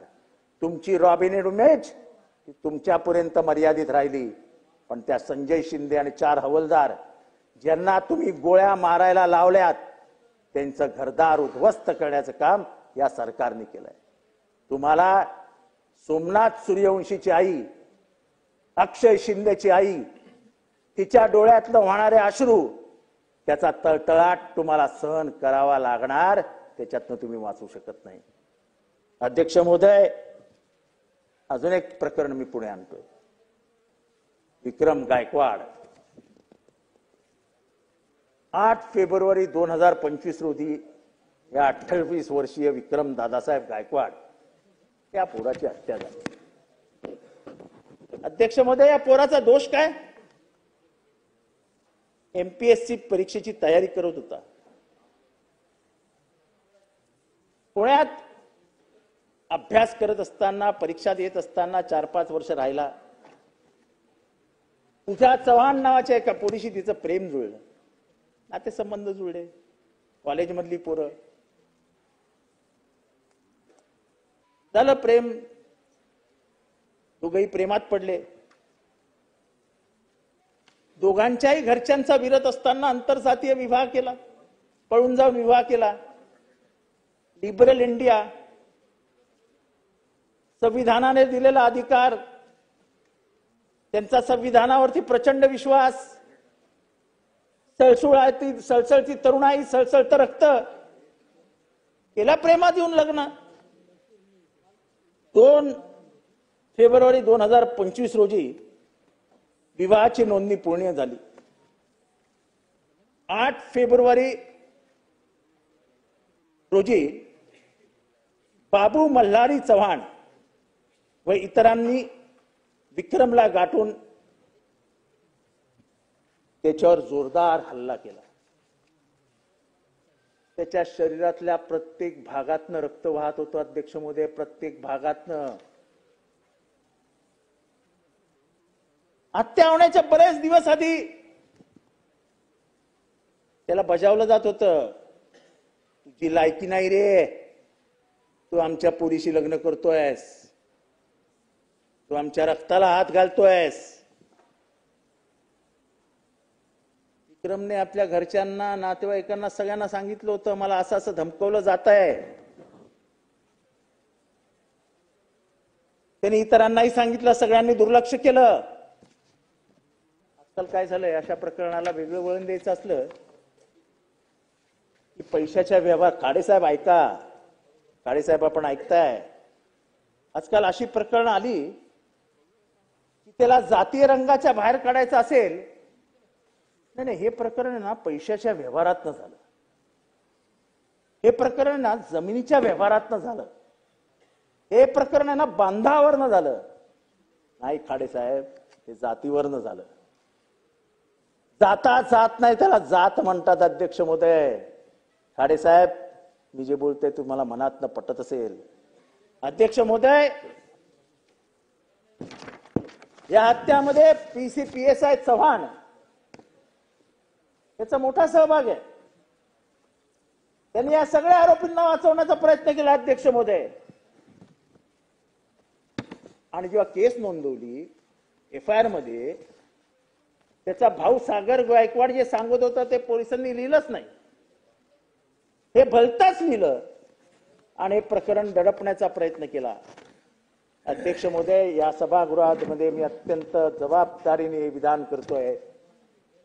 गेल्या वर्षभरामध्ये या महाराष्ट्रामध्ये ऑनर किलिंगची 9 प्रकरणं झाली. 9 प्रकरणं.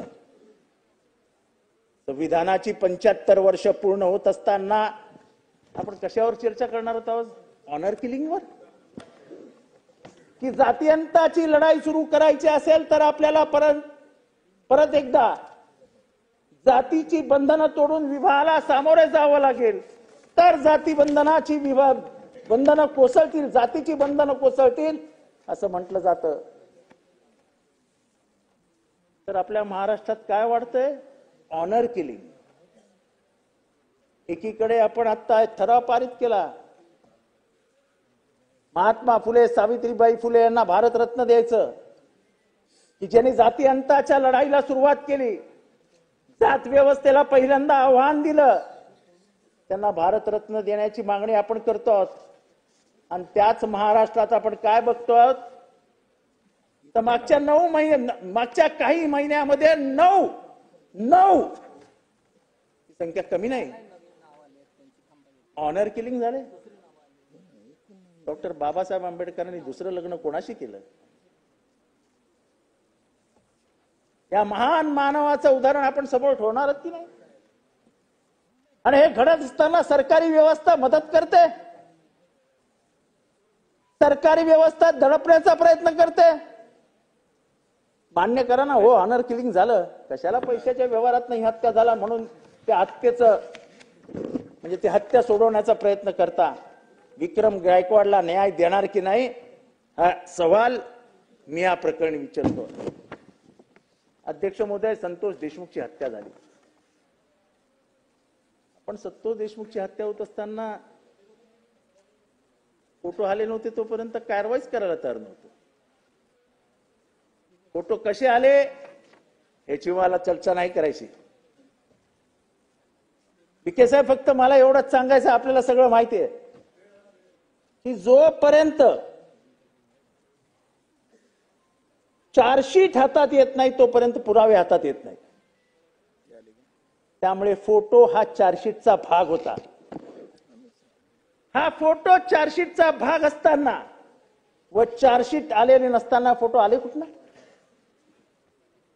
हा राजकीय खेळ केला कसा गेला याच्याबद्दल आम्हाला नाही बोलायचं, पण नाकापेक्षा नव्हती मळ जड झाला की हे सगळं करावं लागतं. हे फोटो आले नसते तर कदाचित राजीनामा आलाही नसता. हे फोटो आले म्हणून राजीनामा आला. पण अध्यक्ष मध्ये काय मुजोरी हो, काय मुजोरी. पोलिसांच्या ताब्यात असलेल्या एका व्हिडिओ मधनं मी ऐकलं, तुम्ही 100 जण सांभाळण्यापेक्षा एका कराडला सांभाळला असं कोण म्हणतं? ह्याचा जो मास्टर माइंड आहे, आम्ही नाही म्हणत मास्टर माइंड, असं पोलिसांनी सांगितलं. याचा जो मास्टर माइंड आहे सुदर्शन घुले, तो काय म्हणतो?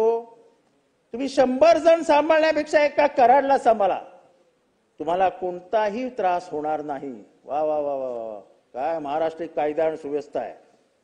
वाल्मिक कराड, तुम्ही त्याला सांभाळा, तुम्हाला काही त्रास होणार नाही. आणि ते खरंच होतं. कुठे त्रास होत होता? आका हा शब्द आता खूप फेमस व्हायला लागलाय. बावनकुळे साहेब, आता प्रत्येक जिल्ह्यातले आका शोधावे लागतात आणि प्रत्येक जिल्ह्यात आका आहेत.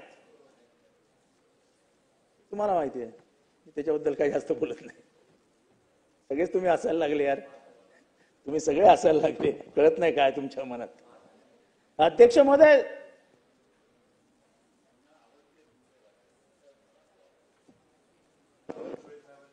जरा हे मला वाचून घेऊ द्या, मग तुम्हाला त्याच्यातलं महत्व समजेल. संजय साहेब, तुम्हाला कोणताही त्रास होणार नाही. वाल्मिक अण्णांनी सांगितलंय 2 कोटी रुपये देऊन टाका, तुमचे काम सुरू होईल. मागील वेळी मी आलो होतो तेव्हा तुम्ही पोलिसांकडे तक्रार केली होती. माझ्या विरोधात तुम्ही पोलिसांकडे तक्रार केल्याची गोष्टी वाल्मिक अण्णांना समजली, ते तुमच्यावर संतापलेत. त्यामुळे वाल्मिक अण्णांची मागणी पूर्ण करा, अन्यथा तुमची सर्वच कामं बंद केली जातील, असं सुदर्शन झुले कोणाला सांगतो? आवाजा कंपनीला. आणि महाराष्ट्रामध्ये खूप मोठ्या प्रमाणावर आर्थिक गुंतवणूक होणार आहे असं चित्र आपण उभं करतो. कसली आर्थिक गुंतवणूक येणार आहे? पुणे घ्या, नाशिक घ्या, सगळीकडे एवढीच हप्तेखोरी चालू आहे आणि सरकारी आशीर्वाद हानी चालू आहे. एक वाल्मिक बीड मध्ये, अशा अनेक वाल्मिक प्रत्येक जिल्ह्यात आहेत. अध्यक्ष महोदय, संतोष देशमुखीचं कौतुक वाटतं. खरं जाती अंताची लढाई तो लढत होता. सोनवणे नावाच्या दलित माणसाला मारला म्हणून तो तिथे गेला आणि बिचाराचा बळी गेला. अध्यक्ष महोदय, आजही आंधळे फरार आहे. काय गप्पा आपल्या एआय इंटेलिजन्स मधनं, आणि एआय इंटेलिजन्सचं आपली एआय इंटेलिजन्स मध्ये युरोपियन कंट्रीज मागायला लागल्यात. तुम्हाला आंधळे सारखा, तुम्ही आंधळे झाले आहात, तुम्हाला आंधळे सापडत नाही. तुम्हाला कोरटकरच बोलायलाच नको, ते नंतर विषय येईल. पण कोरटकर तुमच्या नजरेच्या खालनं पळून जातो, दुबईला म्हणतात. तो दुबईला गेला का पाकिस्तानात गेला विचारा. अध्यक्ष महोदय, अंतिम आठवडा प्रस्तावावर बोलतोय, आमचा हा अधिकार आहे. बेल वाजवू नका, बेल वाजवू नका. 30 मिनिट झाले. माझा अधिकार आहे, मला बोलू द्या. अध्यक्ष महोदय, बोलायचे नाही, सगळ्यांजवळ मला दिलं तरी चाललं, हरकत नाही, पण मला बोलू द्या. मी पहिला बॅट्समन आहे, ओपनिंग बॅट्समनला वेळ जास्त द्यावा लागतो म्हणून 30 मिनिट दिले. अध्यक्ष महोदय, परळीतली राख अध्यक्ष महोदय, 6 ब्रास कोरड्या राखेची किंमत 8 ते 10 हजार. दिवसाला काही अशा राखेच्या गाड्या निघत असतात. ही राख परळीतल्या 1220 भट्ट्यांमध्ये जाते आणि इतरत्रही जाते. ह्याची उलाढाल जर केली तर जवळजवळ 1000 कोटी रुपये. हे 1000 कोटी रुपये कुठे जातात हे जरा शोधण्याची गरज आहे. अध्यक्ष महोदय, हे मी जरा पद्मश्री नामदेव ढसाळांवर येतोय. आता तुम्ही बेल वाजवली तर मला 15-20 मिनिटात आटोपत घ्यावं लागेल. नामदेव ढसाळ मध्यंतरी एक प्रकरण आलं. कोण नामदेव ढसाळ? खर तर नामदेव ढसाळ, संत तुकाराम, संत कबीर यांची नावं आणि यांच्या कविता वाचणं हे सभागृहामध्ये वाचतो आहोत म्हणून मला प्रोटेक्शन आहे, अटक होणार नाही. नामदेव ढसाळांची कविता मी सभागृहात वाचतोय म्हणजे मला अटक होणार नाही. पण कदाचित हीच कविता मी बाहेर वाचली तर मला गजाआड टाकतील. ही कविता वाचतोय. रक्तात पेटलेल्या अगणित सूर्यांनो, तुमची आई बहीण आज विटंबली जाते हटाहटातून. मवाल्यासारखे माजलेले उन्मत्त निरो आजही मेणबत्तीसारखे जाळतात माणसं चौका चौकातून. कोरभर भाकरी पसाभर पाणी यांचा अट्टहास केलास तर आजही फिरवला जातो नांगर घरादारावरून. चिंतकाळलेले हात सळसळलेच तर छाटले जातात आजही नगरा नगरातून. रक्तात पेटलेल्या अगणित सूर्यांनो, किती दिवस सोसायची ही घोर नाकेबंदी. मरेपर्यंत राहायचं की असंच युद्ध कैदी. हे कोण म्हणालंय? हे मी म्हणालो नाही, हे नामदेव ढसाळ म्हणताय. आणि तुमचा बेशरम अधिकारी काय विचारतो माहितीये? कोण नामदेव ढसाळ? त्याला जाऊन सांगा, हा नाम्या, हा आमचा नाम्या. एका गरीब घरात जन्मलेला, उपाशी पोटी झोपलेला नामा हा प्रत्येक शब्दातनं व्यथा व्यक्त करत होता गरीब पोटाची. इथल्या जात व्यवस्थेची, इथल्या धर्म व्यवस्थेची, इथल्या जात वर्चस्ववादाची. आणि तुम्ही विचारते कोण नाम्या? अध्यक्ष महोदय, हे कसं वाढायला लागलं? अध्यक्ष महोदय, आज चौका चौकामध्ये आपण काय बघतो? अध्यक्ष महोदय, गाडलेल्या औरंगजेबाला आपण वरती काढायला निघालो आहोत. 350 वर्षापूर्वी शूर मराठ्यांनी काढलेला महा औरंगजेब अर्जुनजी, ती कबर आहे ना, कबर. हे तुमच्यासारख्या माझ्यासारख्या, मी पण स्वतःला मराठा म्हणवतो, मी मागासवर्गीय आहे, पण मराठा ही महाराष्ट्राची ओळख आहे, मराठा जात नाहीये. जनगण मनेमध्ये जेव्हा मराठा म्हणतात तेव्हा ती महाराष्ट्राची ओळख असते, ती जात नसते. ती आमच्या शौर्याची निशाणी आहे. महाराज, तुम्ही समज बसलेले आहात, तुम्ही गादीचे वारसदार आहात, सांगा आम्हाला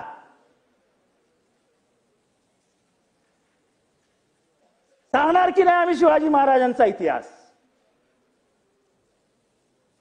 सांगणार की नाही आम्ही शंभूचा इतिहास? सांगणार की नाही आम्ही तारा राणीचा इतिहास? आणि हे पण सांगणार की नाही जगाला की लाखाचं सैन्य घेऊन आलेला औरंगजेबाला जिवंत त्याच्या घरी जाता आलं नाही, त्याला महाराष्ट्र जिंकता आला नाही. शिवबा, शंभू आणि ताराराई यांच्यामुळे त्याला त्याच्या गावी नाही, त्याला माझ्या मराठी मातीत, त्याला माझ्या मराठी मातीत त्याचा थडग आम्ही उभारलं 350 वर्षापूर्वी. ती आमच्या शौर्याची निशाणी.